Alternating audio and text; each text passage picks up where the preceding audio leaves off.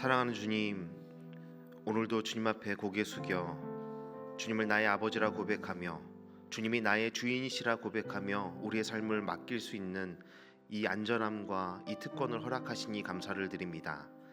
하나님의 말씀을 듣고 그 말씀이 우리 안에 소망이 되고 도전이 되어 우리가 나아갈 길을 밝혀 알게 하시는 그 하나님의 은혜를 또한 기억하며 감사를 드립니다. 이 시간 우리를 부르신 이 자리에서 우리가 하나님의 말씀을 더 깊이 깨닫게 하시고 하나님을 더 가까이 다가설 수 있도록, 하나님을 더 깊이 알아갈 수 있도록 하나님 우리와 함께하여 주시옵소서. 우리의 연약함과 또 우리의 많은 삶의 문제들과 우리의 어려움들이 있겠지만 그 모든 것보다 크신 그 하나님의 능력과 하나님의 일하심을 믿음으로 바라볼 수 있는 은혜의 시간이 될 수 있도록 우리 가운데 역사하여 주시옵소서. 우리 가운데 각자의 삶 가운데 필요하신 말씀과 은혜를 허락하셔서 우리의 삶이 더욱더 주님께서 원하시고 기뻐하시는 예배로 드려질 수 있도록 우리 가운데 일하여 주시옵소서. 감사드리며 우리의 모든 것 되신 예수님의 이름으로 기도드립니다. 아멘. 네, 우리 오늘 함께 나눌 하나님의 말씀은 사무엘상 5장 1절로 12절까지의 말씀입니다. 사무엘상 5장 1절부터 12절까지 말씀 저와 여러분이 한 절씩 교독하시고 우리 마지막 12절 말씀은 합독하도록 하겠습니다. 하나님의 말씀입니다. 블레셋 사람들이 하나님의 궤를 빼앗아 가지고 에베네셀에서부터 아스돗에 이르니라. 블레셋 사람들이 하나님의 궤를 가지고 다곤의 신전에 들어가서 다곤 곁에 두었더니 아스돗 사람들이 이튿날 일찍이 일어나 본즉 다곤이 여호와의 궤 앞에서 엎드러져 그 얼굴이 땅에 닿았는지라. 그들이 다곤을 일으켜 다시 그 자리에 세웠더니 그 이튿날 아침에 그들이 일찍이 일어나 본즉 다곤이 여호와의 궤 앞에서 또다시 엎드러져 얼굴이 땅에 닿았고 그 머리와 두 손목은 끊어져 문지방에 있고 다곤의 몸뚱이만 남았더라. 그러므로 다곤의 제사장들이나 다곤의 신전에 들어가는 자는 오늘까지 아스돗에 있는 다곤의 문지방을 밟지 아니하더라. 여호와의 손이 아스돗 사람에게 엄중히 더하사 독한 종기의 재앙으로 아스돗과 그 지역을 쳐서 망하게 하님. 아스돗 사람들이 이를 보고 이르되 이스라엘 신의 궤를 우리와 함께 있지 못하게 할지라. 그의 손이 우리 신 다곤을 친다 하고 이에 사람을 보내어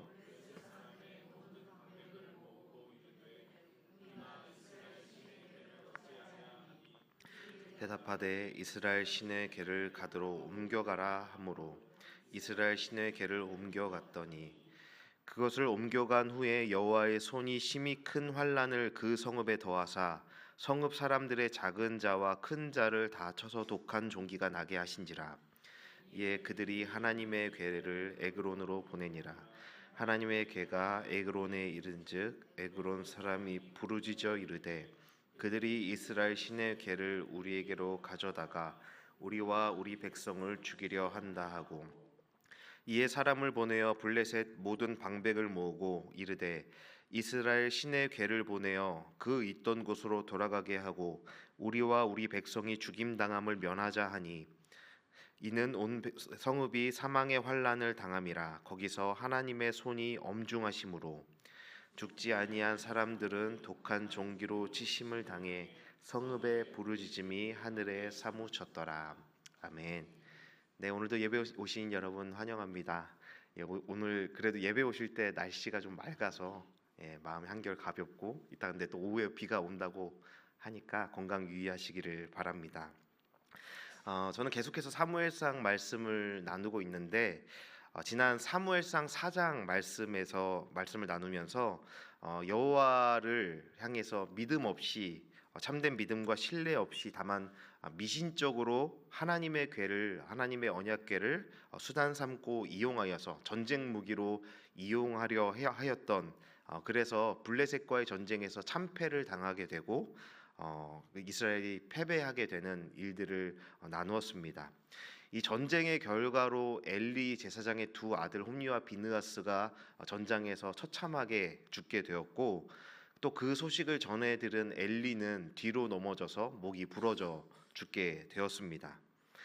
그리고 엘리의 며느리 또 비느하스의 아내는 이 모든 소식을 전해 듣고 아들을 출산하다가 죽게 됩니다. 숨을 거두기 전 이 며느리의 모습을 보면 아들을 낳았다, 괜찮다, 옆에서 막 위로해 주는 사람들의 말을 듣지도 않고 관심조차 보이지 않았다, 반응하지 않았다라고 합니다. 그러고 있다가 죽기 전에 이제 아들의 이름을 마지막으로 부르면서 정하면서 죽음을 당하게 되는데, 그 아들의 이름을 이가봇이라고 정하게 말하게 되죠. 이 이가봇이라는 이름의 뜻은 하나님의 영광이 떠났다라는 뜻입니다. 아들 이름을 아무리 힘들고 어려워도 아들 이름을 죽기 전에 하나님의 영광이 떠났다, 하나님의 영광이 없다라는 이름으로 짓고 그 죽을 만큼 이 마음이 얼마나 처참했는지를 알 수 있는 것이죠. 바로 그 일이 일어나고 있던 그때에 한편에서는 어떤 일들이 일어나고 있었냐면, 하나님의 괴가 이제 블레셋 군대에게 빼앗기게 되었고, 마치 포로가 끌려가듯이 하나님의 괴가 블레셋 땅에 있는 아스돗에 있는 다곤 신전으로 이동하게 됩니다. 우리 1절과 2절 말씀 다시 한번 읽어보겠습니다. 블레셋 사람들이 하나님의 괴를 빼앗아 가지고 에베네셀에서부터 아스돗에 이르니라. 블레셋 사람들이 하나님의 괴를 가지고 다곤의 신전에 들어가서 다곤 곁에 두었더니라고 기록되어 있죠. 블레셋이라는 나라, 이제 좀 배경 지식을 오늘 좀 여러 가지 나누려고 하는데, 이 블레셋이라는 나라의 특성이 또 있습니다. 블레셋은 그 하나의 강력한 그 중앙 집권 체제의 나라가 아니라 5개의 도시가 연합한 도시 연합 국가였습니다. 그 도시들 중 아스돗은 전쟁이 벌어졌던 아벡이라는 곳으로부터 남쪽으로 56km 정도 떨어진 곳에 위치했습니다.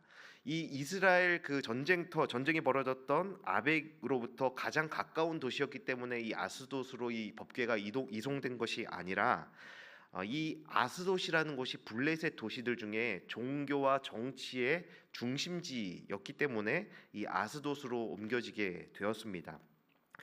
그래서 유일하게 이 아스돗에서만 그 다곤, 블레셋이 섬기는 주신이었던 다곤이라는 신의 신전이 있던 곳이 바로 이 아스돗이라는 도시였습니다. 아스돗에 그 신전이 하나 있었고, 원래는 다른 도시에도 그 신전이 하나 더 있었는데, 사사기 16장을 보면 삼손이 마지막에 하나님께 회개하고 힘을 되찾은 뒤에 그 무너뜨리는 건축물이 바로 이 다곤 신전이었습니다. 그 둘 중에 하나가 삼손에 의해서 파괴되었고, 마지막 남아있던 그 다곤 신전이 바로 이 아스돗에 있는 신전이었던 것이죠. 아스돗으로 법궤를 가져온 블레셋은 다곤 신전 안에 이 다곤 신 곁에 여호와의 궤를 두었다라고 합니다. 이 다곤 신에 대해서도 좀 함께 좀 살펴보려고 하는데, 다곤 신 사진을 먼저 보여드리면 너무 좀 우스꽝스럽죠. 네, 그 몸은 위에 상반신은 그 사람이고 하반신은 물고기, 인어라고 생각하시면 되겠습니다. 예, 인어라고 생각하시면 되겠는데, 이 다곤이라는 신은 그 바알의 그 가나안 지역의 주된 신이었던 바알의 아버지라고 알려진 신이었습니다. 이 가나안과 메소포타미아의 토속 신이었는데, 블레셋은 원래는 이 다곤 신을 섬기던 민족은 아니었습니다. 외부로부터 이렇게 이주해 온 외래 민족이었기 때문에 이 다곤 신의 존재를 그들은 알지 못했지만, 이 가나안 지역에 그들이 터를 잡으면서 이 가나안 토착민들의 신보다, 이 신이었던 바알보다 더 높은 신을 자신들은 섬긴다 하여서 가나안 사람들 토착민들보다 신학적 우위를 차지하려고 했다는 해석도 있습니다. 이 다곤 신은 청동기 시대에 번성했던 우가릿이라는 가나안 도시에 이 다곤 신전이 있었는데, 그 바로 옆에 바알 신전이 있었다라고 해요.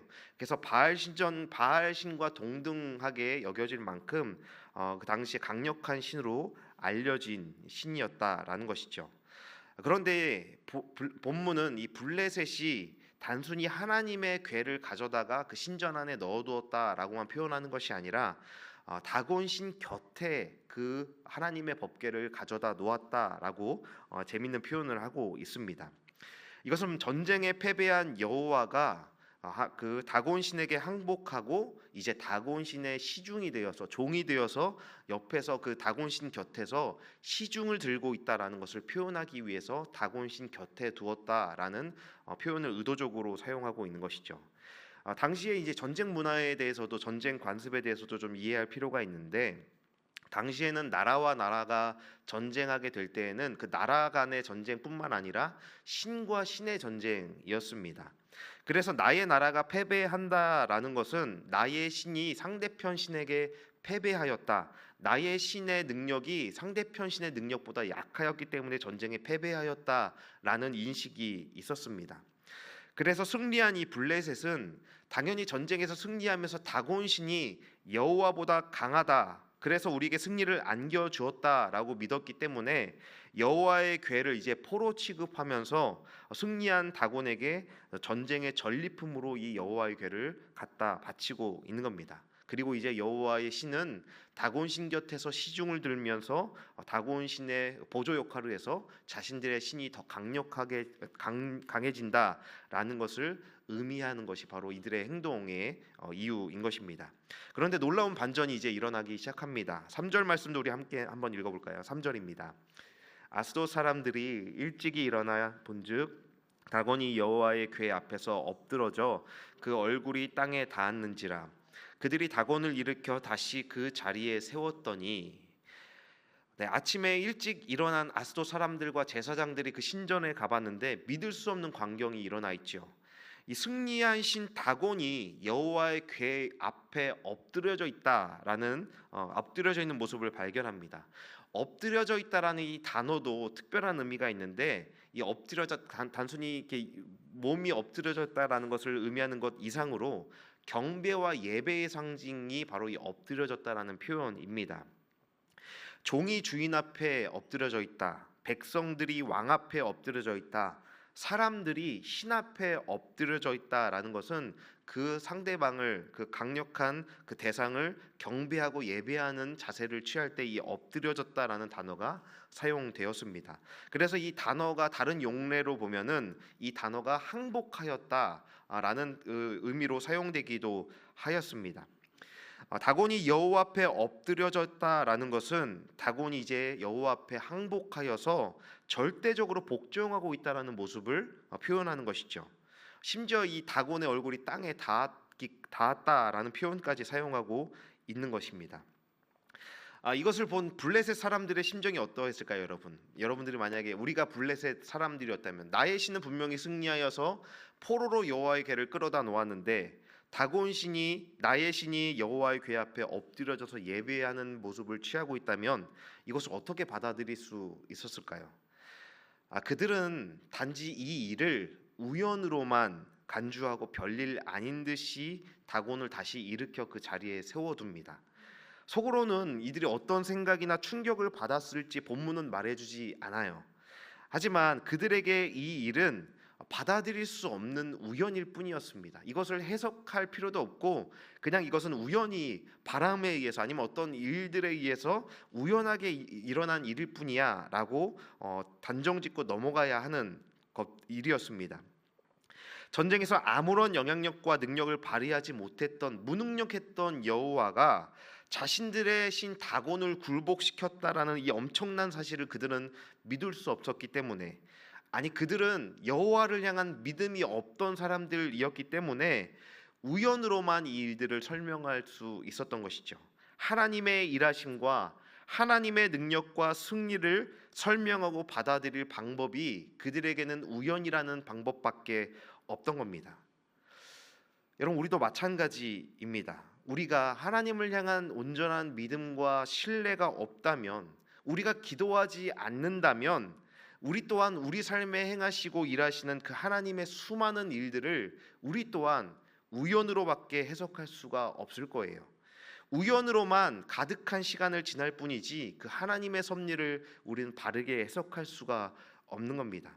그것이 좋은 일이든 나쁜 일이든 하나님은 모든 상황 속에서 역사하시며 일하시는 분이시지만 우리도 단지 수많은 우연만을 지나고 있지는 않은지, 우리 삶의 수많은 일들을 우연으로만 단정짓고 그렇게 살아가고 있지는 아는지 우리의 삶의 모습들, 우리의 신앙의 모습들을 우리는 돌아보아야 하는 것이죠.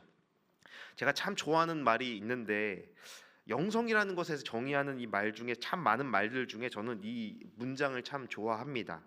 영성이란 것, 영성이란 하나님의 일하심과 하나님의 존재를 찾아내고 발견하는 능력이다라는 말이 있습니다. 제가 어디서 이 말을 들었는지 잘 모르겠어요. 제가 설교를 들으면서 아마 들었던 말인 것 같은데 참 많은 동의가 됩니다. 우리가 영성이라는 것을 어떤 특별한 능력이나 신비한 체험을 하는 것이라, 하나님과 어떤 특별한 관계를 맺는 것이라 생각하기도 하지만, 저는 영성이라는 것은 우리 삶에 가득한 하나님의 섭리와 그 하나님의 존재를 찾아낼 수 있는 능력, 그 하나님이 우리 삶에 어떻게 일하시는지를 해석하고 발견해낼 수 있는 능력이 바로 우리의 영성이지 않을까 생각합니다. 마치 마가복음 5장에 혈루증 여인의 믿음이 이와 같다라고 생각이 돼요. 수많은 군중들이 애워싸 밀고 있는 상황에 수많은 손들이 예수님의 옷자락을 우연히 스쳤지만 그들에게 그것은 말 그대로 우연일 뿐인 것이지요. 하지만 예수님을 향해 간절한 믿음과 소망을 가지고 뻗은 그 여인에게 그 터치는, 그 접촉은 우연이 아니라 필연이 되었고 예수님의 생명과 소망을 경험하는 놀라운 구원의 순간이 되었던 것입니다. 기도하는 사람, 끊임없이 하나님의 일하심을 바라보는 자들은 우연 속에 감추어 두신 하나님의 영광의 끝자락을 볼 수 있는 사람들이고 손을 뻗어 만질 수 있는 사람들인 것입니다. 매일 마주하고 경험하는 수많은 우연 속에 하나님의 섭리의 옷자락을 만질 수 있고 바라볼 수 있고 믿으며 살아가는 축복이 저와 여러분의 있기를 소망합니다. 매일마다 하나님은 섭리하시고 우리 삶의 새로운 창조를 계속하고 계신데 우리는 그저 우연 속에 파묻혀 살아가고 있지 않고 우리의 믿음의 눈으로 하나님의 일하심을 바라보며 좋은 일이든 나쁜 일이든 그 하나님의 섭리와 일하심을 바라볼 수 있기를 바랍니다. 이처럼 이스라엘처럼 이렇게 하나님을 수단 삼고 하나님을 믿지 않는 블레셋에게 이런 놀라운 일들은 우연일 뿐이었죠. 하지만 이들의 우연이라는 이 미봉책은 그 다음날 더 철저하게 무너져 버립니다. 일으켜 세워두었던 다곤이 다시 여호와 앞에 엎드려져 있는 것이죠. 하지만 이번엔 달랐습니다. 몸통만 원래 자리에 있었고 다곤의 머리와 두 손목은 잘라져서 문지방 저 멀리 떨어져 있는 문지방에 놓여 있었다고 합니다.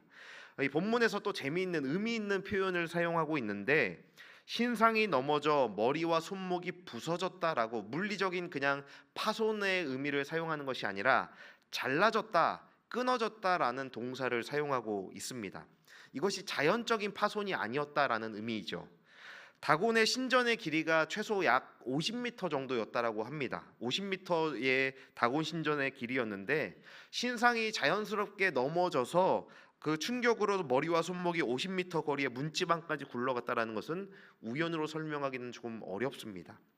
그리고 우리가 또 이해할 것이 당시의 전쟁 풍습 중에 또 한 가지가 있었는데 잘린 부위가 허리나 다른 부위가 아니라 머리와 손목이라는 점도 의미가 있습니다. 고대 전쟁에서는 이 포로를 잡아서 처형할 때 머리와 손목을 절단하는 관습이 있었습니다. 그래서 다윗이 골리앗을 죽인 후에 이 소년이었던 다윗이 소년임에도 불구하고 골리앗의 머리를 쳐서 그 머리를 들어올리는 끔찍한 일들을 좀 보게 되죠. 소년이 어떻게 이렇게 잔인한 행동을 할까라고 생각되지만 그것이 그 당시의 전쟁 문화의 관습이었습니다. 전쟁에서 상대방을 잡아서 그 처단을 할 때 목을 들어올리는 그 관습이 있었기 때문인 것이죠. 실제로 그 당시에 바알 신화에서 전쟁의 여신이었던 아낫이라는 여신이 있는데 그 아낫이 적들의 머리와 손들을 몸에 붙이고 싸웠다라는 문헌의 기록들이 있기도 합니다. 그 문헌을 간략하게 살펴보면 이렇습니다. 이제 아낫이 골짜기에서 적들을 부수기 시작한다. 두 도시 사이에서 그들을 공격한다. 그녀는 해안에 사는 민족들을 부순다. 동쪽에 사는 사람들을 멸망시킨다. 아래에는 머리가 공처럼 굴러다니고 위에는 손목이 메뚜기 떼 같다. 군인들의 손목이 여치태처럼 쌓여 있다. 그녀는 잘린 머리들을 목에 두르고 잘린 손목들을 허리에 두른다라고 기록이 있습니다. 이것이 마치 어젯밤에 사람들이 없을 때 여호와의 싸움에서 패배한 다곤이 여호와를 피해서 도망치려 문지방을 넘으려 했지만 여호와에게 잡혀 들어와서 손목과 머리를 절단당하고 몸은 끌려 들어왔다라는 것을 시사하는 것입니다.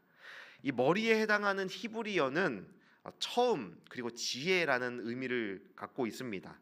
머리가 끊어진다라는 것은 지혜가 끊어진다, 지략이 끊어진다라는 의미죠.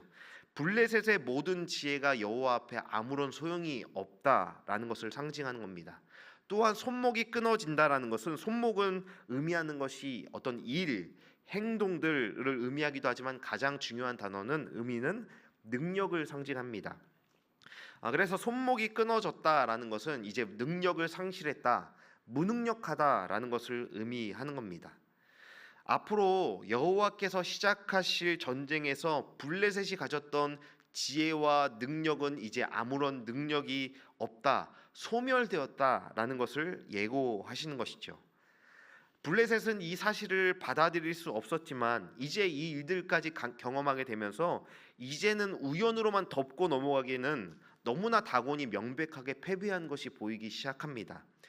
명백하게 다곤의 패배이고 여호와의 일방적 심판이라는 사실을 그들 또한 부정할 수 없게 됩니다. 여호와가 진정한 신이고 능력 있는 승리를 이루셨다라는 것을 그 블레셋 사람들도 알게 되었고, 이제 다곤은 아무런 능력이 없는 우상일 뿐이구나라는 사실도 블레셋 사람들도 알게 되었을 겁니다.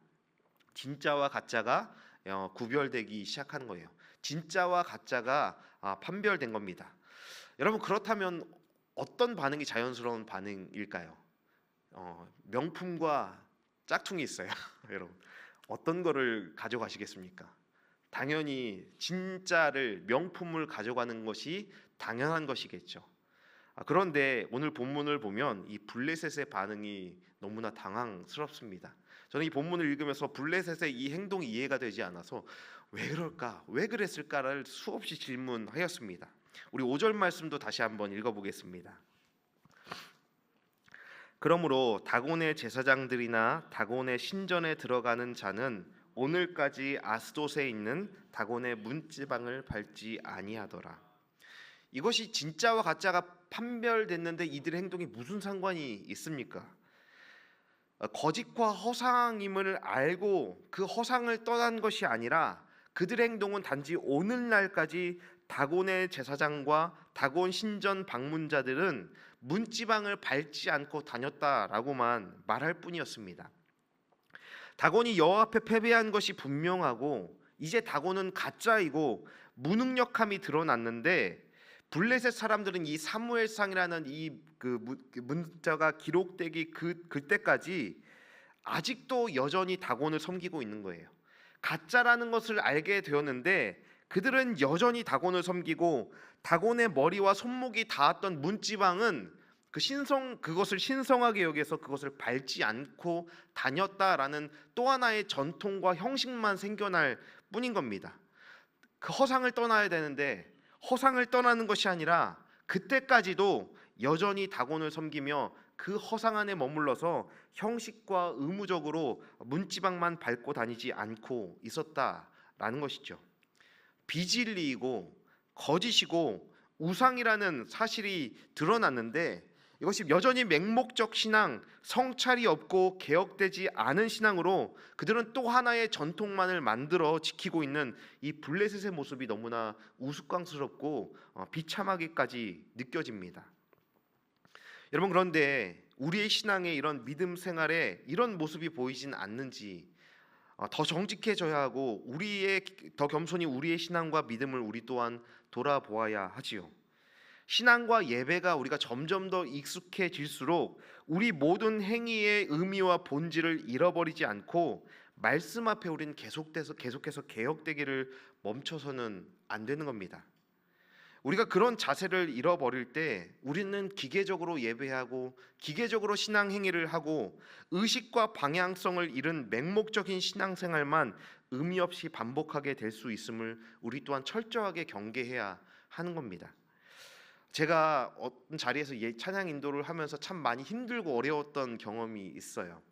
어디 교회 어떤 단체인지는 말할 수 없는데 제가 그 예배를 인도하면서 어떤 예배 때는 사도신경으로 예배를 시작해야 하고 어떤 예배 때는 주기도문으로 예배를 시작해야 한다라고 저한테 이렇게 전달이 되었습니다. 그런데 제가 보기에는 구분점이 없는데 어떤 예배와 어떤 그 사도신경과 주기도문으로 시작해야 하는 예배의 구분을 제가 몰라서 목사이지만 제가 도저히 알 수가 없어서 질문을 했습니다.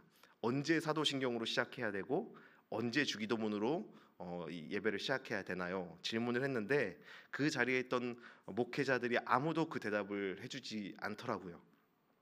아무도 모르는 겁니다. 아무도 모르는데 의식 없이 생각 없이 그냥 반복하다 보니까 어떤 예배 때는 주기도문이 맞고 어떤 예배 때는 사도신경이 맞다는 이상한 형식과 제도만 남아있고 껍데기만 남아있고 본질은 그 정신은 의미는 사라져 버려 있는 상황을 경험하게 되는 것이죠. 이제 다곤을 쳐부수고 승리하신 여호와께서 본격적으로 블레셋을 상대로 전쟁을 시작하십니다. 다곤 신전의 예고가 이제 블레셋 전 영토로 확장되어 하나님의 능력이 나타나죠. 그 전쟁의 중심에는 여호와의 손이라는 단어가 계속해서 반복되고 강조됩니다. 완전히 잘려나가 상실해버린 다곤의 무능력한 손목이 아니라 그것과 대조적으로 본문에서 계속 반복되는 단어가 바로 여호와의 손, 그의 손이 이 일들을 행하고 있다는 것이 본문에 기록되고 있습니다.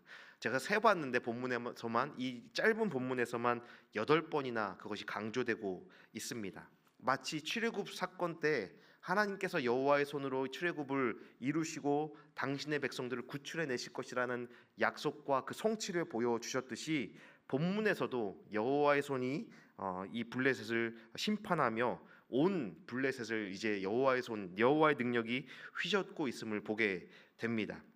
6절을 보면 여호와의 손이 아스돗 사람에게 엄중히 더했다라고 표현이 되고 있지요. 무겁게 너무나 무겁게 여호와의 손이 그들을 징계하고 있다라는 것을 의미합니다.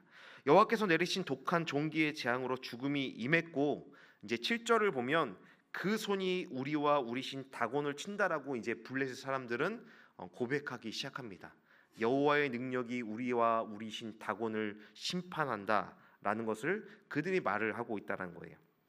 여호와의 임재와 일하심을 깨닫지 못했던 이스라엘보다 어느 면에서는 블레셋이 더 낫기도 하다라는 생각이 들어요. 이들은 적어도 여호와께서 이 일들을 행하고 계시다는 사실은 그들은 적어도 인지하고 있기 때문이죠.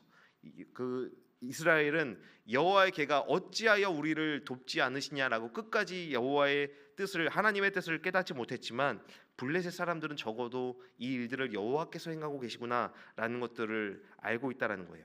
그래서 블레셋 사람들은 지도자들을 소집하여서 회의를 하는데 그들의 결론은 믿음이 없던 그들의 결론은 폭탄 돌리기를 시작합니다.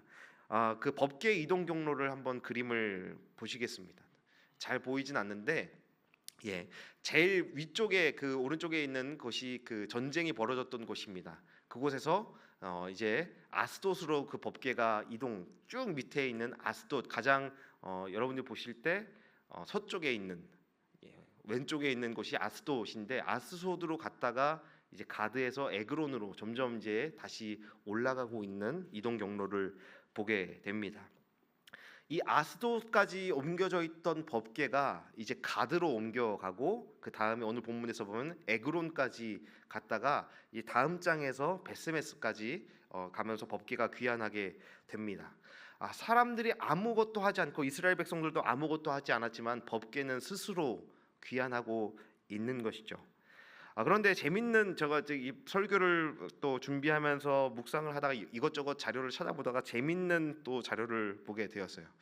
정확하진 않을 수도 있으니 여러분 그냥 염두에 두시고 들으시면 좋겠습니다. 이 개역 개정으로 보면 지도자들이 결정해서 이 법궤를 가드로 옮기자 한 것으로 기록이 되고 있는데 헬라어 70인역 성경을 보면은 가드 사람들이 자원하여서 우리 법궤를 우리에게로 가져와라라고 말했다라고 표현이 되고 있어요. 70인역으로 이 8절 말씀을 다시 한번 읽어 보겠습니다. 그들은 블레셋의 군주들을 소집하여 말했다. 우리가 이스라엘 신의 궤를 어찌해야 하는가? 가드 사람들이 대답했다. 신의 궤를 우리에게로 옮기시오. 그래서 그들은 이스라엘 신의 궤를 가드로 옮겼다라고 기록이 되고 있어요. 이 70인역이 맞다면, 옳다면 아스돗에서 많은 사람을 죽인 언약궤를 받겠다고 먼저 제안한 것이 가드 사람들이라는 것이죠. 여러분, 가드가 어떤 도시였을까요? 가드에는 강력한 장수, 기골이 장대한 장수들, 전사들이 많았던 도시입니다. 여호수아서에 보면 거인족 속들이 이 가드 사람들, 가드란 도시의 출신이고, 우리가 너무나 잘 알고 있는 골리앗도 가드 출신입니다. 그리고 사무엘 하에 기록된 그 골리앗의 동생 아우가 있는데, 라흠이라는 이 거대한 그 전사도 이 가드 출신이지요. 이 가드 사람들은 천성적으로 자신감이 넘치고 자신들의 힘을 과신하는 사람들이었습니다. 그래서 소문으로 들었던 독한 종기와 이 다곤 신전에 안치됐던 여호와의 궤가 연관이 있다라는 사실은 그들에게는 그냥 하찮은 미신일 뿐이었던 겁니다. 그냥 자신의 힘을 과신하며 자신께 법궤를 가져가겠다라고 그들이 자신만만하여서 제안하지 않았을까라는 생각을 하게 돼요. 하지만 이 가드 사람들의 이 자만함과 교만은 그들을 공경에 빠뜨리게 됩니다. 언약궤가 가드에 입성하자 하나님의 손이 그들에게 무거운 진노로 임하여서 남녀노소 할 것 없이 독한 종기로 목숨을 잃게 됩니다. 어떤 질병이었는지 정확하게는 알 수는 없지만 무서운 독종을 경험한 이 가드 사람들은 여호와의 진노를 버티지 못하고 결국 항복을 선언합니다. 그리고 가드에서 이 에그론으로 법궤를 또 옮기려 하지요. 블레셋은 아스돗에서 가드로, 가드에서 에그론으로 이 법궤를 옮겨갑니다. 그런데 에그론 사람들은 이 그전에 있던 이 모든 소식들을 듣고, 소문을 듣고 법궤의 입성을 거부하면서 우리가 아니라 법궤를 그냥 돌려보내자라고 제안을 합니다. 엄중한 하나님의 손 앞에 그들의 모습이 참 애처롭기까지 합니다. 우리 12절 말씀 함께 읽어보겠습니다. 죽지 아니한 사람들은 독한 종기로 치심을 당해 성읍의 부르짖음이 하늘에 사무쳤더라.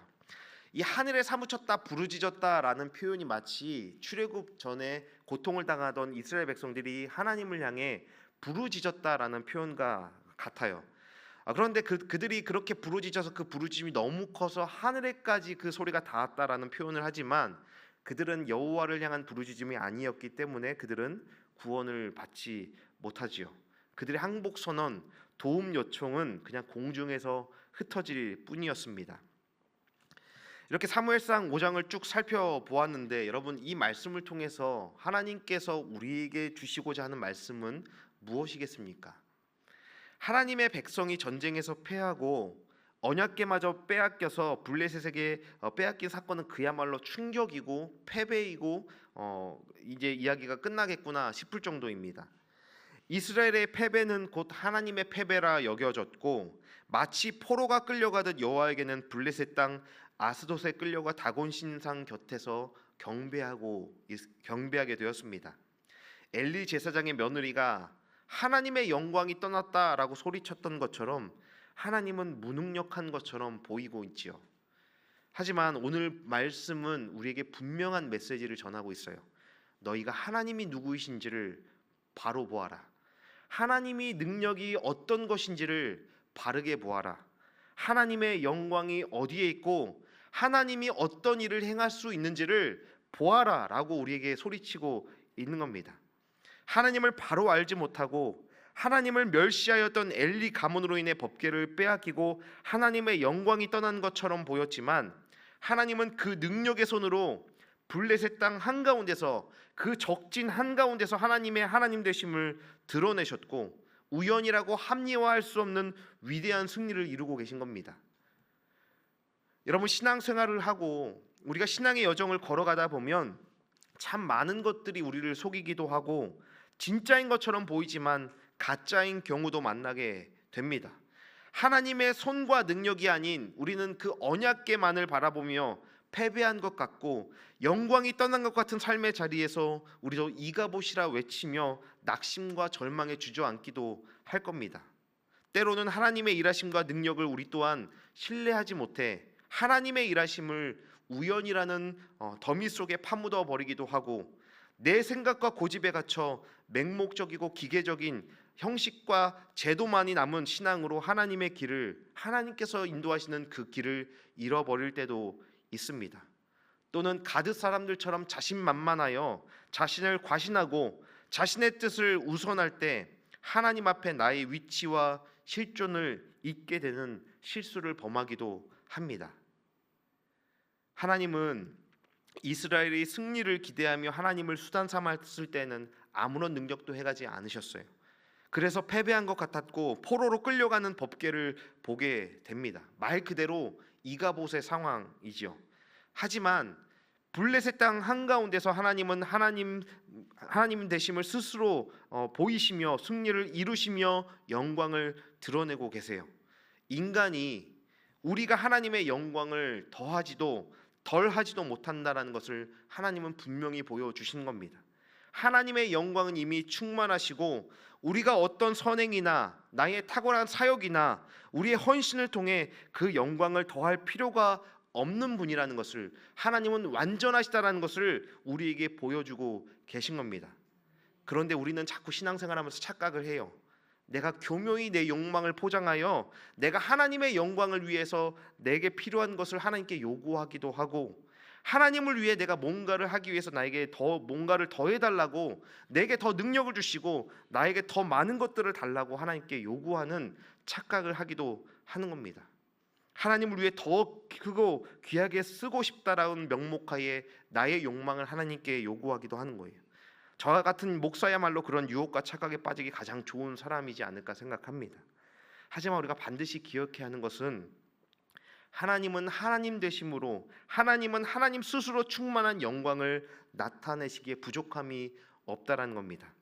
나의 능력이나 나의 연약함이나 나의 어떠함이 하나님의 하나님 되심에 전혀 영향을 미칠 수 없다라는 겁니다. 이가봇과 같은 상황에서도 하나님은 하나님의 되심을 드러내고 나타내실 수 있는 분인 겁니다. 블레셋 적진 한가운데 붙잡힌 것 같은 상황에서도 하나님은 능력의 손으로 승리를 쟁취하고 계십니다. 그렇게 내가 하나님을 위해 무언가를 해드릴 수 있고 나 아니면 하나님은 어찌할 수 없다라는 교만한 생각에 우리가 속고 있다면 우리는 그 생각을 하나님 앞에 철저히 내려놓아야 하는 겁니다. 우리는 하나님의 영광을 더하거나 감하는 존재가 아니라 하나님의 충만한 영광을 하나님께만 돌리고 인정하면 되는 겁니다. 이미 충만한 그 하나님의 영광과 성품을 드러내기만 하면 되는 거예요. 영광스러운 하나님의 성품과 사랑을 우리의 삶으로 보이고 증거하기만 하면 되는 것입니다. 아니, 충만하신 하나님의 영광과 그분의 성품을 가리지만 않아도 하나님은 하나님의 일들을 보이실 겁니다. 사랑하는 여러분, 나의 실패, 우리의 실패가 하나님의 실패가 아니라는 사실을 기억하시기를 바라요. 내가 경험하고 내 삶에서 경험하는 이 모든 실패와 좌절과 아픔이 하나님의 실패가 아니라는 것을 우리는 기억해야 합니다. 하나님은 그 실패를 통해 승리를 이루실 수 있는 분이시고 우리의 절망을 통해 소망을 주시는 분이시라는 사실을 믿음으로 바라보시기를 바랍니다. 약함 가운데 하나님은 강함 되실 것이고 우리의 가난함 가운데 하나님은 부요함이 되실 것이며 나의 모든 결핍 가운데 하나님은 충만함으로 변화시킬 수 있는 분임을 믿음의 눈으로 바라볼 수 있기를 바라요. 나의 강함이나 약함이 하나님께 그 어떤 변화나 영향도 미칠 수 없습니다. 그렇기 때문에 우리가 하나님 앞에 취해야 할 바른 태도는 믿음뿐인 것입니다. 인생의 수많은 일들을 바라보며 우연이 아닌 하나님의 일하심을 믿음으로 바라볼 수 있는, 그리고 우리의 눈엔 이가봇인 것 같고 패배한 것 같은 우리의 삶의 상황을 지날 때에도 그 가운데 승리를 이루시며 하나님의 완전한 영광을 드러내실 하나님을 향하여 우리는 계속해서 믿음을 고백하며 그 앞에서 살아갈 수 있는 그 축복을 누릴 수 있기를 바랍니다. 우리 함께 그 믿음, 우리에게 주신 말씀을 기억하면서 우리 함께 믿음으로 찬양하였으면 좋겠습니다. 하나님의 능력, 하나님의 승리, 하나님의 영광을 믿음으로 바라보는 그 고백으로 주 앞에 함께 나아가십시다.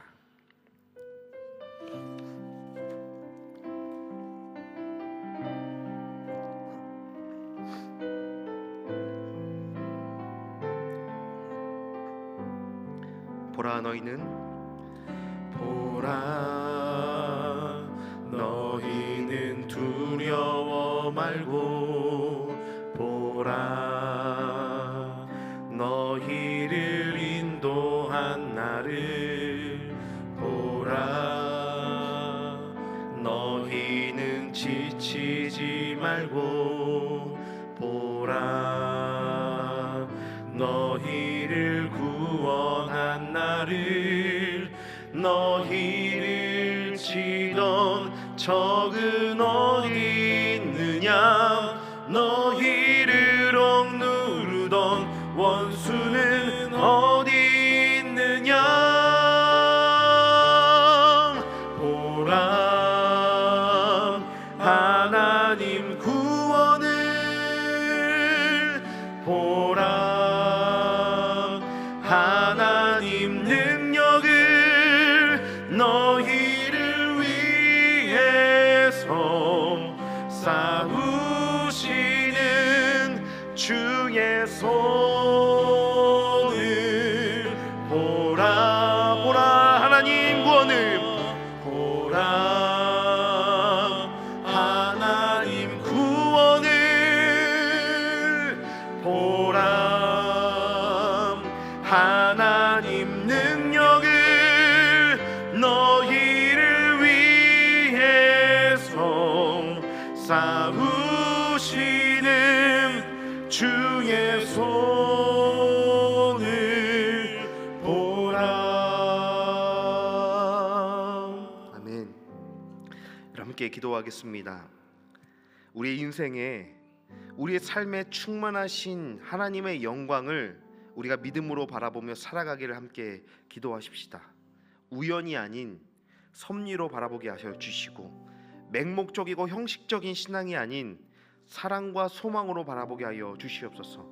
교만과 자랑이 아닌 하나님 되심 앞에 우리 자신의 연약함을 철저히 인정하며 혹여 우리의 삶의 이가복과 같은 상황 속에서도 그 하나님의 영광, 하나님의 승리를 경험할 수 있는 그 믿음의 시선을 우리 가운데 허락하여 달라고, 하나님 완전한 영광으로 우리 삶에 충만히 일하고 계신 그 하나님 앞에 그저 믿음으로 바라보며 하나님의 영광을 가리지 않고 하나님의 이름에 합당한 하나님 되심을 인정하며 그 하나님의 승리를 우리 또한 경험하며 살아갈 수 있게 달라고 우리의 삶의 모든 상황들, 우리의 삶을 주 앞에 올려드리며 그렇게 주 앞에 기도하며 이 말씀 붙들고 함께 기도하며 나아가십시다. 기도하겠습니다.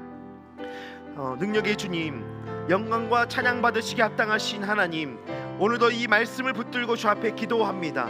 우리의 상황에, 우리의 시선에 이가복과 같은 그 절망과 아픔을 지나고 있을지다 할지라도 하나님, 주님 승리하신 그 주님을 향해 믿음으로 바라보며 나아갑니다. 하나님의 영광을 믿음으로 선포하며 하나님 되심을 우리가 믿음으로 선포하며 나아가게 하여 주시옵소서. 하나님, 우연 속에 파묻혀 있는 그 하나님의 일하심이 아니라 그 모든 상황 속에서 섭리하고 계신, 한순간도 하나님 그 하나님의 일하심을 멈춘 적 없으신, 하나님의 구원을 멈춘 적 없으신 그 하나님의 섭리를 믿음으로 바라볼 수 있는 믿음을 허락하여 주시옵소서. 하나님 우리가 주 앞에 교만하지 않게 하여 주시고 나의 자랑, 나의 능력을 과신하며 그렇게 하나님보다 앞서 있는 우리의 신앙이 아니라 하나님 앞에 우리의 자금을 인정하며 하나님 오직 그 하나님의 크심 앞에 우리의 시선을 두어 나아갈 수 있도록 하나님 우리와 함께하여 주시옵소서. 형식적이고 제의적이고 기계적인 신앙만으로 의미 없이 반복하는 믿음과 기도가 아니라 하나님 우리의 삶에 다시 한번 소망을 부어주시는, 우리의 삶에 충만함으로 임하시는 하나님의 능력과 영광 앞에 우리의 삶을 온전히 맡겨드리고 그 하나님의 일하심 앞에 우리의 삶을 온전히 의탁할 수 있는 믿음을 허락하여 주시옵소서. 그래서 하나님, 이가복과 같은 상황 속에서 아무것도 남아있는 것 같지 않은 절망과 고통 고난과 아픔의 상황 속에서도 그 영광의 주님, 충만하신 주님, 승리하시는 그 하나님 앞에 우리의 삶을 온전히 맡기며 나아갈 수 있도록 인도하여 주시옵소서. 내 아픔과 내 절망과 내 패배와 내 실패가 하나님의 실패와 하나님의 절망과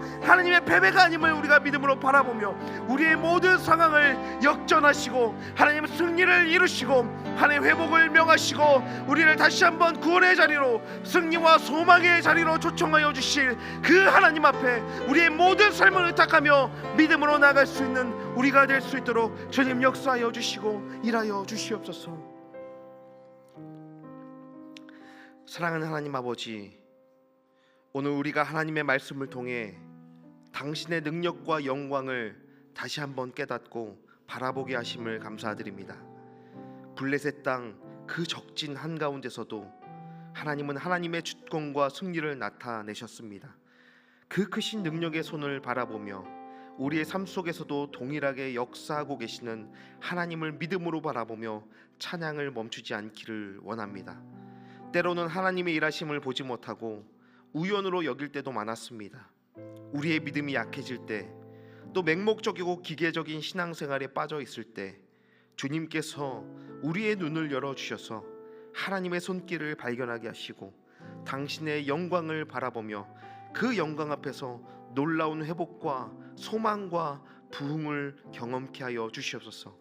하나님, 우리의 실패와 약함 속에서도 당신의 승리와 능력을 신뢰하게 하시고 오직 하나님의 하나님 되심을 인정하며 당신의 영광을 드러내는 삶을 살아갈 수 있도록 하나님 우리와 함께하여 주시옵소서.